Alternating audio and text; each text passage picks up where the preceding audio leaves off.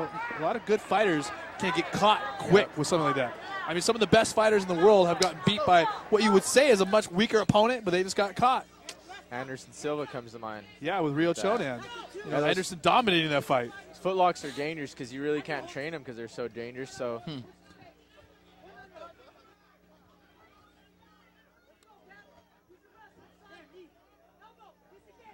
I'd like to see some more kicks from Perales. I'm sure he would like to too, but Runez, great throw. Runez, of course, the well-rounded fighter he is a three-time All-American wrestler as well in the NAIA.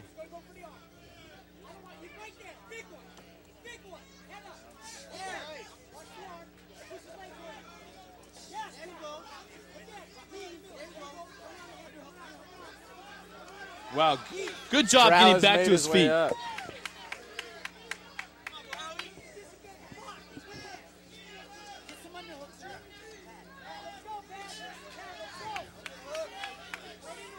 course, the Palace Fighting Championship being brought to you by Giant Chevrolet and Cadillac.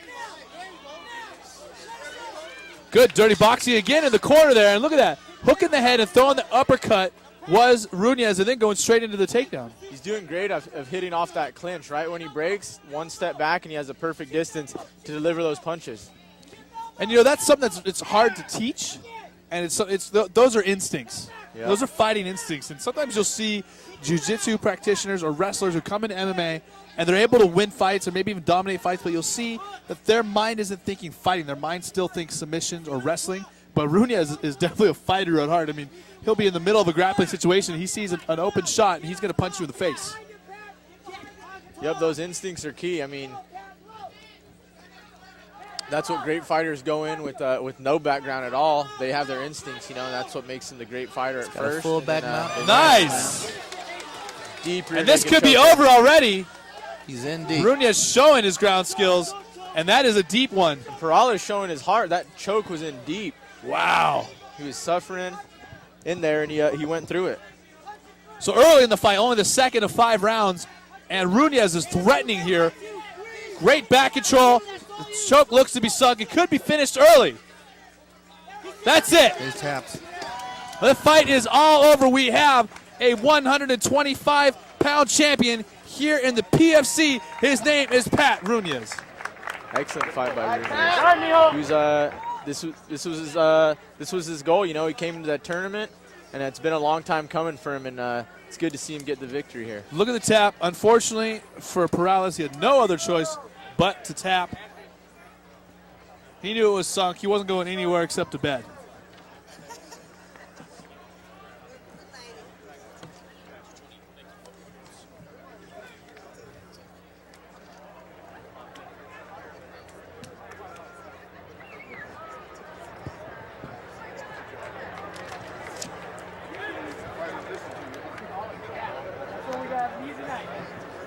We're going to go into the ring with our official particulars, giving you the time and the way of victory.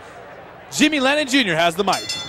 Ladies and gentlemen, we have the time of 2 minutes, 28 seconds in round number 2. A rear naked choke ends this contest as the fighter taps out.